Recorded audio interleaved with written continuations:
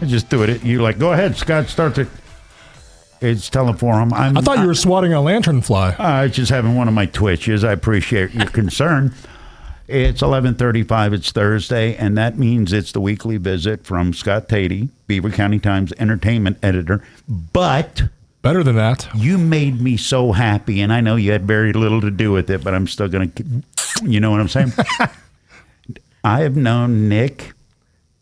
I've interviewed you 4 or 5 times. Yes. We've never met in person. We have a Hall of Famer amongst us. Would you like to introduce Mr. Well, I already said his name, but go ahead. It would be my honor and privilege to announce that joining us in studio, Monaca Hall of Famer, nationally known musician, Nick Ziegler. How you doing, Nick? Hey, guys, rock and roll. All right. This is being live streamed, too. All right, everybody. Oh, we got to do the rock and roll thing. Rock and roll. You got the Halloween musician I'm shirt ready, going. yeah, Dude, I'm ready. He's the most prepared ever for this show. He brought merch. He brought you a mug. He's got T-shirts in his trunk. That's a rocker. I am really glad, and I've got plenty of coffee cups, but you have your favorites. One of my favorite coffee cups was your band. Right, 4019 mug, yeah. 4019. Yeah. I broke it. Yeah, that's cool. That's rock and roll. And you hooked it. Exactly. That's how you know what's going on. That's right. So, do you want me to talk to you, Tady? Because you and I talk. I got nothing to say to you. You can skip past me. Let's talk about Nick being back in town. He's got the Hall of Fame induction and a lot of other stuff going on. What's happening, Nick? Well, I tell you, Friday night, I'm honored to be inducted into the Beaver Valley Musicians Union Hall of Fame with not only the greats like that I'm Henry Mancini and Iris and the Jaggers and some of my old professors, my teachers, really? Mr. Mancini, Pat Mancini at Monaca High School and Junior High, and David Fath. Both are gone now, but they were pretty instrumental in formulating my love of music as a young guy. When did you go from I dig music to I want to do this my whole life? Because some people love it and then they go do grown-up stuff. Well, it's probably when I was about 14 when I decided to actually get a kit. My mom got me a used kit downtown Monaca at an old thrift store at the time. I noticed my father was a drummer. As I got older, I could tell the way my dad would tap on the desk. As I learned drums through Mr. Mancini, I said, my dad was a drummer. He never told me, but I learned. And he said, yeah, he learned as a kid. My mom was a musician, played self-taught guitar. So we always had music, but when I got that drum kit, and then I said, that's what I want to do. And so I pursued it hard. Did you ever ask your dad why he never brought it up? I just think he was just musically, he could also play harmonica. Okay. And that was just the kind of guy he was, I think he said, let mom be in charge of the music, because we had a little upright piano in the house, and she took us to lessons, my sister, my brother. And then I tried piano. I got as far as Little Brown Jug down at Silver's. And I couldn't get the left hand working, and I got the right hand. Well, no, wait. You couldn't get the left hand and the right hand working together? I couldn't get them to go. How do you get your left and your right and your left foot and your right foot all going together? That's the thing I can't figure out. A guitar just didn't keep you busy enough? No. So, but anyway, that was when I decided. And they are always cool to me. They always help anything for me to go for it. So I always used to say my dad and my mom worked night shifts at the hospital. My dad, he and his buddy Al would go out to McDonald's as often as they could so I can get the house by myself and practice. And I always say my dog used to, when I was really thumping the tubs poorly, he would be nipping at my leg and running around. And he's the one who said, as I got better, he started to mellow out. So I said, I guess I'm doing pretty good. Oh, that's great. I must be getting better. The dog's not biting me? Yeah, he's not biting me. Eddie, I'm going to say something that's going to make you so jealous. Nick Ziegler, right out of high school, went to England. And what band did you see in England? I saw, I saw The Clash. Yeah, 1980. It's What do you say to that? I got nothing. I thought it was a joke when I looked at I went in. My sister was always the one that traveled, and my father, of course. Everyone talked about places I wanted to go, and my sister got me into music when I was very young as well. Went to England. This also went with Barney. I went 3 times, so I got my travel Jones out of the way. Freddie Laker offered flights to a dishwasher at York Steakhouse could go to Europe. He's the king as far as my concern. But I went and the Clash were playing, and I said, Barney, is this? Because they were out kind of on the outs in England at the time. They had upset some powerful people. Yeah, Yes. and I said, Clash, 7 nights at the Lyceum, we're going. And so we would have gone all 7, but I was a dishwasher at York. He was a dishwasher at Woolworth's, whatever that restaurant was called there, Harvest House, for all you old timers out there. What did you think? Did you come back home and say, hey, you guys don't know these guys yet, but you're gonna dig it? Yeah, I know like I remember my sister working at the record National Record Market. NRM. So people were always bringing in stuff, and I don't know how well they were known. My sister always had the New Music Express in the house. And yeah, that's the how magazine. And so the flights were cheap, and I'm going. But people were aware of them and the Pistols, but they were never there. The Pistols were supposed to play Pittsburgh in '77. I have the poster. My sister grabbed one off a newsstand in Smithfield Street News. Nice. And anyway, that's how I got this. Nothing says punk music like stealing things. That's right. So anyway, I'm sorry, go ahead. No, I'm listening to you. Every time you say something, I got more questions because that was the heyday of music as far as I'm concerned as a kid, but it wasn't going on here. And for you to go and see that had to make an indelible impression. I knew of the Clash, a couple of their records at the time, but to see them live was, I'd never seen anything like that. I've been to see Skinner and Skin Madhouse at the arena, and things are rocking here, but that was a whole different type of experience, and to see the Clash at that level, to me that was their peak. That was Radio Clash era. What do you remember about the Valley's music scene in the early '80s? You were still living here then, right? What were the hot spots, and what did you guys like to do? Maury's, weren't 21, so we found ways to explore the space, as they say, to get in. And we'd listen to the side, or we'd find a way to get in and go through that tunnel. That was an experience. Chatting with Joe Grishecki about the Jerry's, getting to talk to him now. My sister used to do photographs every once in a while for Granati Brothers, and not a lot, but she would do things like that. So the scene was so remarkable here. I got to carry that with me to London, and we'd chat to kids on the street. We were 17, whatever we were, and they want to know as much about us as we wanted to know about them. So I would tell them about our scene here, Granati's, V.E. Taylor's, all the punk stuff that was coming up, decades, so forth. Yeah, so we were sharing the anti-flag era. Yeah. We were sharing ideas, and they wanted to know as much about us as we did them, and I brought that back with me. As a matter of fact, I came back in '80. I was late for school for the first 2 weeks. I got kicked out of school. Back up. You're not late for 2 weeks. No. At that point, you're absent. Yeah, I'm absent. Why were you absent? Because I was in England. You didn't bring a note? No. Well, my mom told him. He said, "Hey, sorry, my son's in England right now. He's coming back." But then I think I was kicked out of school for 2 weeks. That makes sense. You learned a lot more there, I bet. Yeah. And I never forget Mr. Sullivan turned around to me and he said, when in his class, he says, "So why'd you do it, man? Why'd you go over there?" And say, "Hey, I wanted to see what was going on." Just check it out. Checking it out. How did you have that attitude when people in general can be rather provincial? They're cool with where they are, but at 17 years old, saying, "All right, I'm going to go to a different country across the ocean." Here's a good analogy, I think. Iggy Pop, and I mentioned this yesterday. He was interviewed, and this is when it clicked to me. They go, what influenced you, your generation? He says, simple, World War II and rock and roll. I heard all these stories of my dad. I'd sit and listen to my dad and his buddies chat, and that was their way of talking through stuff. Sure. And it was all good experience, not the war stuff that they chatted amongst themselves. This was traveling, going out there, going for it. I'd hear about the South Pacific. I'd hear about Los Angeles. He spent a lot of time in L.A. during the Korean conflict. And I'd hear he'd talk about going to see Hank Williams, going to see Chubby Checker, going to see these guys. My dad was an old rockabilly cat, you know? And those guys, those mill guys used to dress sharp, remember? Like, when they come out, Yeah. they go, like we were talking with LB about this. He had his place in Ambridge, and my dad took me down to Jacobson's, downtown Aliquippa. Said, you're getting a suit.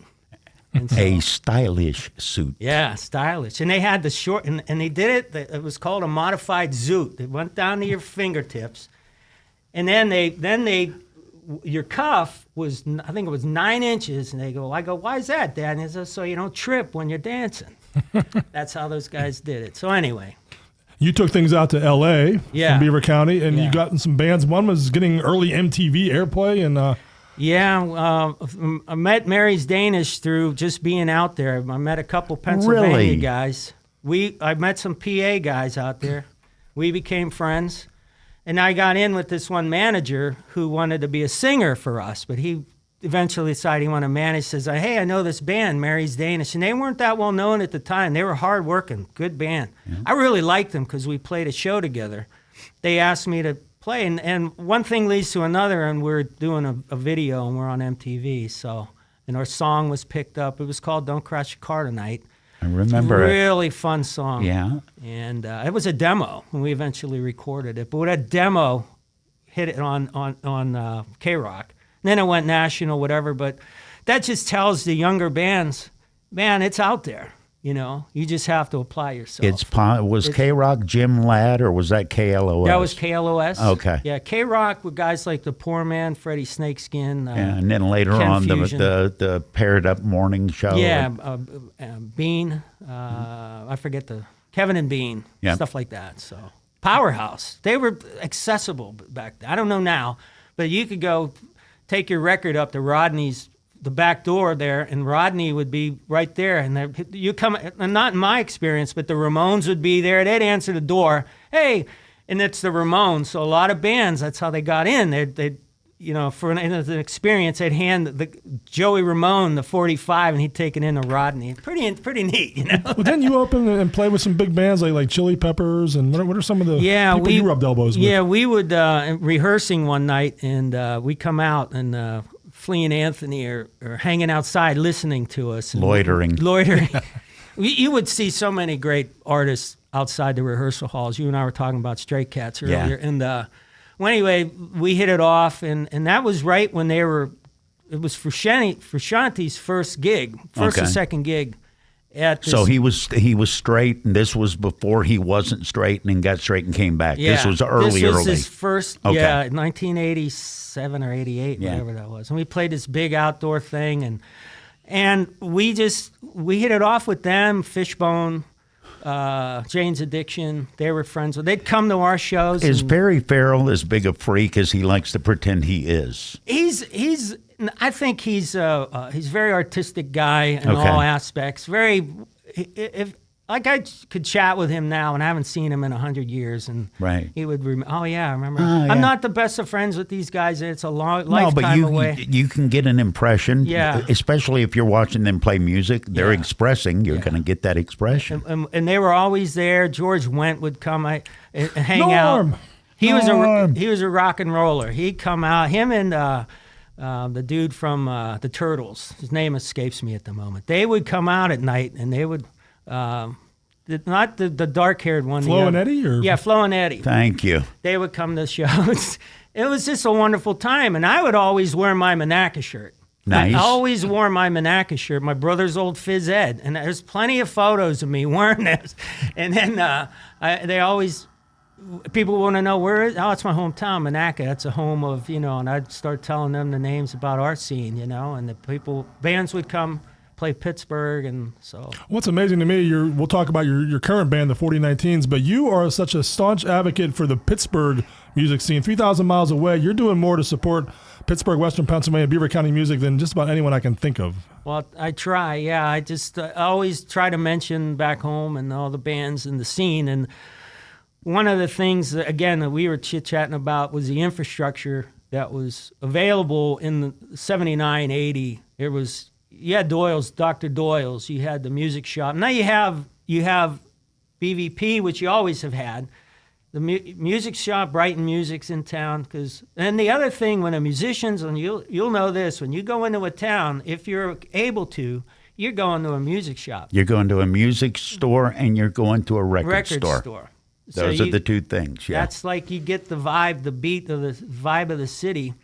Well, anyway, that's here, man. And Inner Groove is happening. Yep. So I was Downtown just Monaco. Yeah, I was just up in Butler yesterday at the Rock Station, and That's us too. that's you guys. Yeah, 97.7. That's why I was saying. I was chatting to those guys up there, and that's another great community thing, man. You know, so the bands up there, I encourage them to come down to see, to the Beaver Valley and vice versa. And you brought your California band, the 4019s, to Beaver County. You guys tour just about every year. You play Beaver County gigs. I mean, the other guys fly across the country to play these shows. They'll come all the way, and they'll come in from Detroit. I've had guys, my buddies coming in, old bandmates coming in from Minnesota, Minneapolis, old school guys coming in from South Carolina. We all were LA guys, but they love it here and enjoy. And they've been to the station, Beaver Station, Woolly Bullies. Woolly Bullies. And we all came in at the old location of BVP. It's such a great scene, and it's really coming around too now. There's a lot of cool places to play here, and Mario's and I think bands out of town, Pittsburgh bands, are starting to discover that too. So recognize it's always been here. It's just a matter of, exploring your options, man. And what's new with your band, the 4019s? You get national radio airplay. Yeah. We get airplay on here, of course, Underground Garage and College Radio, and a couple other national stations. And the band's going to be playing on the 20th out in Temecula with Mike Peters of The Alarm. It's his solo thing. Yeah. He does a thing for cancer awareness, and Okay. so it's really nice because we enjoy doing things for causes. Every time we come back, we try to get a cause, bring attention to something, or help out any way we can. Because we've been doing this for a long time, and we want to pay back. Nick Ziegler is my guest, Hall of Famer. Scott, have you noticed what's happened? What's that? I could give a tinker's damn about what you got to say. And I feel Same. bad. I don't get to talk. I get to talk to Nick, but you don't hear these stories. And I just love the fact he's so Beaver County proud too. How many times do you have to correct people when they see the Monaca shirt and say it's Monica? All the time, yeah. Okay. I have a crazy story. I told this a while back. I wear it. I was working in the film industry, and that's what I do all the time when we're not on strike. Yes. And I worked. I was fortunate enough to work a few Eastwood movies, and he always would see me wearing that, and he goes, "Hey, how do you say that?" He didn't want to say, and I told him, that's Monaca. Okay. So he's like, and how do you say that, kid? So Who's the Did you make his day? I made his day. Yeah. real quick, the coolest person working in your industry is the film industry. Coolest person that you met that before you met him you thought, I bet that guy's a jag-off, and they ended up not being a jag-off. Well, it's not so much that he's an actor that he actually, anytime I'll say, hey, can you do a promotion? And he sent something in when we did the Beaver Station shows. Okay. Reed Diamond. He's, you would know all that. I know him from Memphis Belle. He was with Michael Chiklis in that the L.A. police drama, drawing a blank, but that was a phenomenal show. Yeah, Life on the Streets, New York.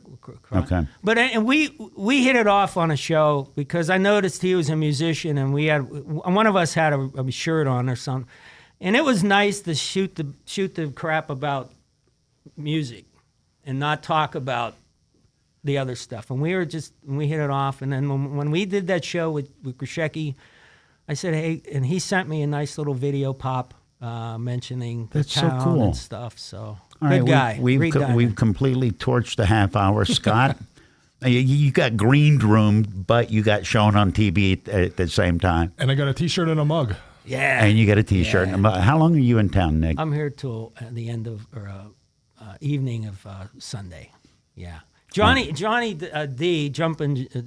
What's it, the hang around with Johnny D is at Mario's. Okay. And it's a good thing. It's a great thing where all the musicians can get together. He has the chord charts, and you hang out, and it's good for musicians to meet one another, out of towners that aren't. It's a small world as well as it's a big world. It's a big world with a small population. Yeah, exactly. So he wanted to do something to help musicians, and so I'm going to go hang out down there sing a song or two and help out any way I can. You have absolutely made my day. Scott Tady, thanks for coming by and serving no purpose. I served no purpose. You guys are All great. I wanted to do is Scott, you want to call tomorrow and talk about what you've been doing? I honestly feel really bad that we just said, hi, Nick, huh?